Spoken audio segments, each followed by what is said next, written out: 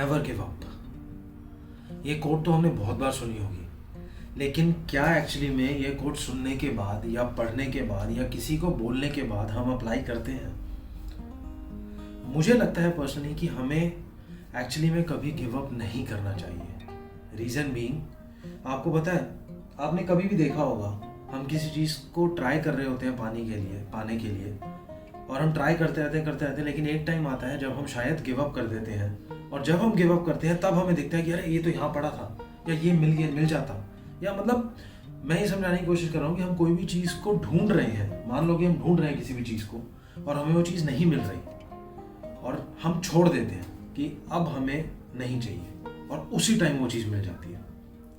कभी give up नहीं करना, कभी भी गिव अप नहीं करना, क्योंकि गिव अप करने से बहुत एडवर्स हो जाती हैं चीज़ें। गिव अप करने से हम नेगेटिव माइंडसेट में आ जाते हैं। नेगेटिव माइंडसेट से स्ट्रेस आता है, स्ट्रेस से तबीयत खराब होती है, और तबीयत खराब होने से हेल्थ डाउन होने लग जाती है, और फिर हेल्थ डाउन होके क्रिटिकल हो जाती है, और एंड में एक्चुअली में वो एडवर्स भी बन जाती है।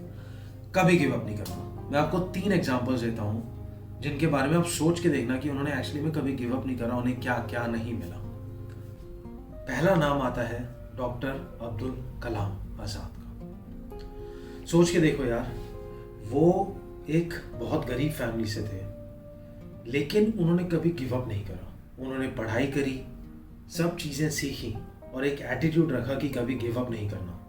इसीलिए वो 2002 में इंडिया के प्रेसिडेंट भी बने, और वो इंडिया के सबसे बड़े साइंटिस्ट के नाम से जाने जाते हैं।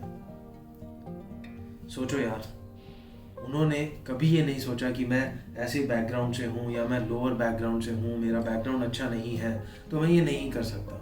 उन्होंने एटीट्यूड फॉलो करा, नेवर गिव अप वाला, और वो क्या से क्या बने। दूसरा नाम आता है महेंद्र सिंह धोनी का। हम सब जानते हैं, धोनी ने पिछले लगा ले हम तो सिर्फ 15 साल के अंदर ही वो बिल्कुल जीरो से, हम कह सकते हैं बिल्कुल ही जीरो नहीं कहेंगे हम, मतलब बिल्कुल ग्राउंड लेवल से लेकर वो आसमान की ऊंचाइयों तक पहुंच गए। महेंद्र सिंह धोनी ने, अगर आपने मूवी देखी हो तो मूवी में भी वो दिखाते हैं कि 2003 वर्ल्ड कप भी उन्होंने कैसे बैठ के देखा था, और उसके एग्जैक्ट 8 साल बाद उन्होंने इंडिया को वर्ल्ड कप जिताया था। धोनी एक लोअर मिडिल क्लास फैमिली से थे, लेकिन सिर्फ एक दिमाग में हमेशा एक थॉट था कि मेरे को क्रिकेट खेलना है और सिर्फ इसी में ही अपना आगे करियर बनाना है। सोचो यार, धोनी एक लोअर मिडिल क्लास फैमिली से थे, और वो होने के बावजूद भी उन्होंने कभी ये नहीं सोचा कि मेरी फैमिली का बैकग्राउंड अच्छा नहीं है, कुछ नहीं ठीक, तो मैं ऐसा नहीं बन सकता। आज की डेट में धोनी दुनिया के सबसे अच्छे क्रिकेट के कैप्टन्स में माने जाते हैं, और इंडिया के तो शायद बेस्ट कैप्टन हैं आज तक के। उन्होंने इंडिया को T20 वर्ल्ड कप जिताया, उन्होंने ICC वर्ल्ड कप जिताया 50 ओवर्स वाला, उन्होंने इंडिया को टेस्ट टीम में नंबर 1 बनाया। धोनी एक्चुअली में दुनिया के टॉप लीडर्स में माने जाते हैं। उनकी विकेट कीपिंग स्किल्स ऐसे हैं जो बाकी कंट्रीज के विकेट कीपर्स कॉपी करते हैं और एक्चुअली में फेल भी हो जाते हैं। महेंद्र सिंह धोनी ने इंडिया में एक्चुअली में जो सचिन की रेपुटेशन थी उसके बराबर अपने आप को खड़ा कर लिया। Mahendra Singh Dhoni, never give up. तो इसमें अगला नाम आता है रजनीकांत। आपको पता है रजनीकांत कितने मॉडेस्ट बैकग्राउंड से थे, वो भी एक पुअर फैमिली में थे, और इवन रजनीकांत ने तो बस कंडक्टर के हिसाब से बस कंडक्टर का काम भी किया हुआ है अपनी पुरानी लाइफ में। लेकिन उन्हें एक्टिंग का शौक था, उन्होंने उसको परस्यू करा और नेवर गिव अप वाला एटीट्यूड रखा। नेवर गिव अप वाले एटीट्यूड से फायदा ये होता है कि हम हर चीज में अपॉर्चुनिटी ढूंढते हैं, और हम कभी गिव अप नहीं करते अपनी सिचुएशन में, और हम तब वो लेवल पे पहुंच जाते हैं जहां पर बहुत कम लोग होते हैं। रजनीकांत को साउथ इंडियन फिल्म इंडस्ट्री में भगवान के जैसे पूजा जाता है। वो एक्चुअली में इंडिया के टॉप 25 ग्रेटेस्ट लिविंग लेजेंड्स में आते हैं। नेवर गिव अप से रिलेटेड स्टोरी एक मैं आपको अपनी भी बताता हूँ। सो बेसिकली मैंने 2007 से जॉब करनी शुरू करी, और जब मेरी फर्स्ट जॉब थी, उस जॉब से पहले मैंने ऑलमोस्ट लगा लो, नहीं तो लगातार सैटरडे संडे मिलाकर मैंने 10 दिन, सैटरडे संडे मिलाकर 10 दिन में कम से कम 15 कंपनियों में रोज इंटरव्यूज दिए। वो कैसे?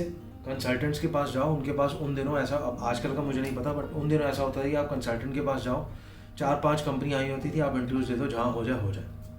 मैं लगा रहा रोज आता था, लेकिन नहीं कहीं हो रहा था। इवन एक दिन बीच में ऐसा भी आया जब मेरे को सेम कंसल्टेंट मिल गया दोबारा, और उसने मुझे ये भी कहा कि आपको नहीं लगता कि आप पहले आपको अपने ऊपर काम करना चाहिए और फिर उसके बाद आपको इंटरव्यूज देने चाहिए, रीज़न बीइंग कि आप अपनी अपॉर्चुनिटीज़ को कम कर रहे हो। मुझे ये विश्वास था कि मिलेगा ज़रूर, हो जाएगा। तो मैंने उस कंसल्टेंट को भी इवन ये बोला कि मुझे नहीं लगता कि मुझे वेट करने की ज़रूरत है, it's a matter of time कि कब मेरे को वो चीज़ क्लिक कर जाए। सच बात है ये। वही 10 दिन कॉन्टिन्यूटी में लास्ट डे ऐसा आया जब मेरे को उस एक दिन में उस टाइम की 2 बड़ी कंपनीज के जॉब ऑफर मिले। मैं इस चीज़ को अपनी लाइफ में एक बहुत बड़ा माइलस्टोन मानता हूँ, क्योंकि इस चीज़ ने मुझे मेरी सोच को बदलने में बहुत हेल्प करी है। ये क्यों हुआ? क्योंकि मैंने नेवर गिव अप वाला एटीट्यूड रखा। कभी गिव अप नहीं करना यार, कभी गिव अप नहीं करना। लगे रहो, चीज़ें मिलती हैं। हमारा एटीट्यूड ही है जो हमें चीज़ें नहीं लेने देता। Thank you for watching the video. अगर आपने मेरे चैनल को सब्सक्राइब कर लिया है तो थैंक यू सो मच। अगर नहीं करा है तो प्लीज़ सब्सक्राइब करें ताकि बाकी लोग भी इन वीडियोज़ को देख सकें। Thank you so much. Have a nice day.